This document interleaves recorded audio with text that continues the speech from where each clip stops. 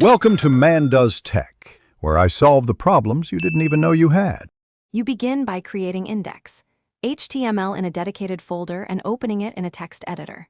Type, doctype HTML, then HTML and a basic head with meta charset equals UTF-8 and a title. Once done, add an empty body so the browser has something to render. Make sure to save and refresh the browser to confirm the file loads. This fast feedback loop shows structure and helps you catch typing mistakes early, which speeds development. You now build page structure with semantic tags so screen readers and search engines understand content. Insert header with your site title and a nav for links.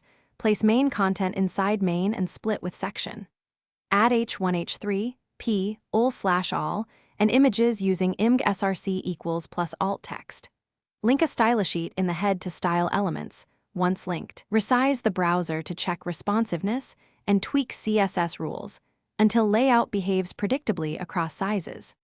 You finish by validating and testing everything before publishing. Run an HTML check to find missing tags, then click every link and submit any forms to verify paths and actions. Open the browser console to catch JavaScript or resource errors, clear caches or hard reload when assets don't update. If deployment fails, confirm the host received the correct files and that index. HTML is the root file. One key tip: if a page appears broken, check for a stray unclosed tag. That single error often causes rendering issues. Thanks for watching. If you found this helpful, don't forget to like and subscribe.